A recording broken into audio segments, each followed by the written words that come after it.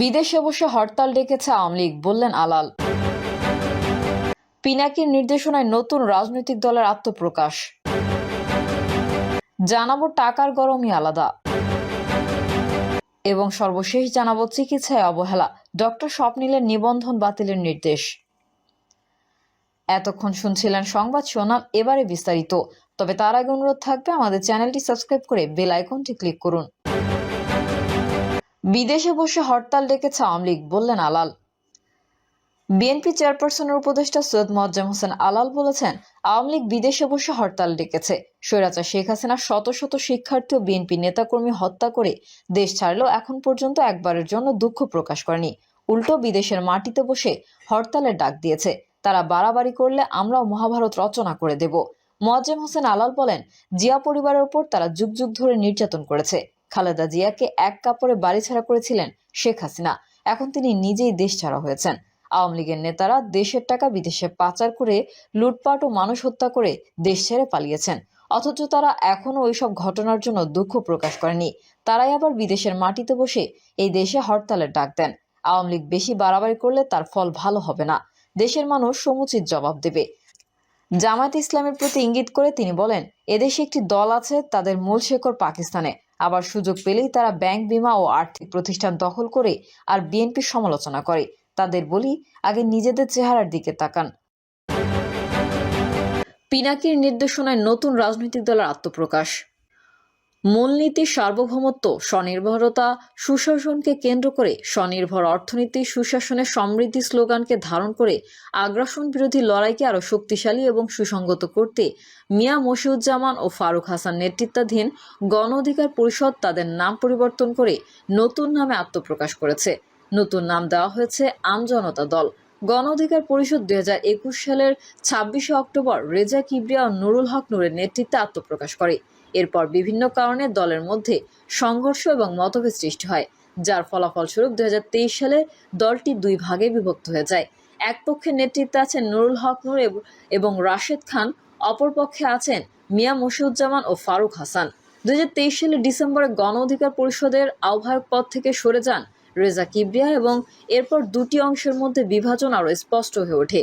নূরের নেতৃত্বাধীন অংশ নির্বাচন কমিশনের নিবন্ধন পেয়েছে, তবে মিয়া মশিউজ্জামান ও ফারুক হাসানের নেতৃত্বাধীন অংশের জন্য নতুন নাম আমজনতা দল রাখা হয়েছে। এ বিষয়ে আমজনতা পার্টির তারেক রহমান বলেন, পিনাকি দাদা সকল দলের সম্পদ। আমি মনে করি উনি যেভাবে চলছে ওভাবেই সব দলকে গাইড করা উচিত। পিনাকি আমজনতা দলের নাম পছন্দ করে দিয়েছেন। সাংবাদিকদের এমন প্রশ্নের জবাবে তারেক বলেন, আমরা সবার কাছেই নাম চেয়েছি, পরে ভোটাভুটির মাধ্যমে সবাই পিনাকি দাদার পছন্দ করার নাম কোনো রকম পরিবর্তন ছাড়াই আমজনতাই বেছে নিয়েছে। টাকার গরমই আলাদা। আমেরিকা আবার মহান হবে, এই হচ্ছে ডোনাল্ড ট্রাম্পের নির্বাচনী প্রতিশ্রুতি। তিনি এই প্রতিশ্রুতি দিয়ে ইতোমধ্যেই আমেরিকার প্রেসিডেন্ট পদে আসীন হয়েছেন। পুরো বিশ্ব পৃথিবীর 1 নম্বর দেশের দিকে তাকিয়ে কি হয় এবার, ট্রাম্প কিভাবে আমেরিকাকে এবার মহান করে গড়ে তুলবেন তা তিনি তুলুন, কিন্তু আমাদের প্রশ্ন অন্যত্র। আমেরিকা আবার মহান হলে আমাদের কি লাভ? সারা বিশ্বের মানুষেরই বা কি লাভ? হ্যাঁ, প্রতিশ্রুতি মতো তিনি যদি ইউক্রেন রাশিয়ার যুদ্ধ থামাতে পারেন, মধ্যপ্রাচ্যের শান্তি ফিরিয়ে আনতে পারেন, সমুদ্রপথকে আবার বাণিজ্যের জন্য বাধামুক্ত করতে পারেন, তাহলে কিছু একটা হয় অন্তত।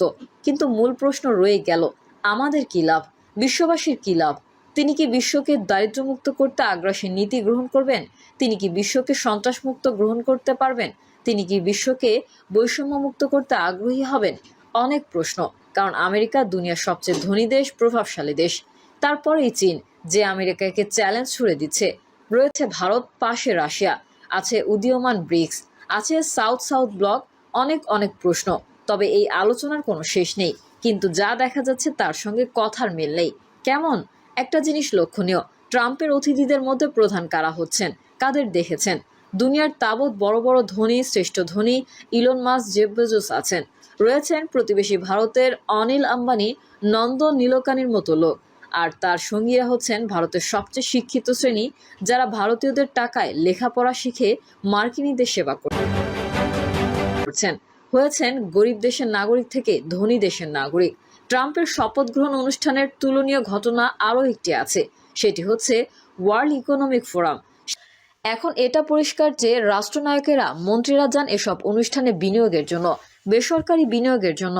উন্নয়ন আর কি, সবার নজরে উন্নয়ন। মনে হচ্ছে উন্নয়ন মানে শক্তি, অর্থনৈতিক শক্তি। আবার উন্নয়ন হলেই দরকার সামরিক শক্তি, দুনিয়াকে বোঝানো যে আমরা শক্তিশালী। আর শক্তি দেখাতে অস্ত্র দরকার, অস্ত্র উৎপাদন দরকার। দেখা যায় শেষ পর্যন্ত উন্নয়ন হয় অস্ত্রের, অস্ত্র উৎপাদন এবং যুদ্ধই হয়ে ওঠে এজেন্ডা। এবং এটাই নির্ধারণ করে দুনিয়ার ভবিষ্যৎ। শেষ বিচারে দারিদ্র বিমোচন পেছনে পড়ে যায়, গরিবের কথা বাসি হয়ে যায়। এখন বলি একটা, করি আমরা আরেকটা। মুখে যুদ্ধ নয় শান্তি, বাস্তবে যুদ্ধের প্রস্তুতি।